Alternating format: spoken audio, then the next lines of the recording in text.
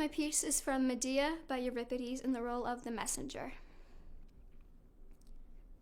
When your two little boys beside their father came hand in hand into the bridal house, we were so happy. We, the slaves who shared with you your pain.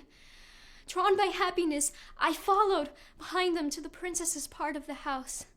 Jason said to her, think of your husband's family as your own. Accept their gifts. She saw the gifts they bore, could not resist.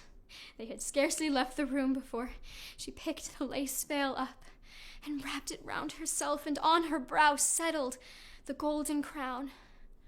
Then she stood up, delighted. She paced around so elegantly, turning to see the folds of finery at her ankles. And suddenly this pleasant scene turned to horror. Her mouth ran with bright scum.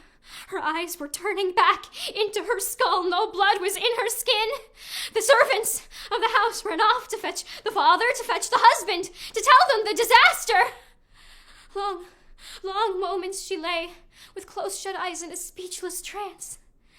Then woke the poor girl and gave a terrible cry. A second torment opened its attack. The golden garland clinging to her hair melted in a torrent of omnivorous flame, and the delicate gown, your children's gift to her, began devouring the poor girl's delicate flesh. She fell to the floor, exhausted by the pain, past recognition now. The setting of her eyes, the lovely face no longer showed, but blood entwined with flame fell from the crown of her head in gouts and spurts, and from her bones dripped flesh like pine tree tears, the invisible teeth of poison pulping it. A sight so horrible we were all afraid to touch the corpse. The terror had taught us caution. What happens to you, I do not wish to think of. You will know some way to escape their vengeance. But I must think, as I have thought before, that human life is nothing but a shadow, and that clever men, or those reputed clever who play with words, are wrong.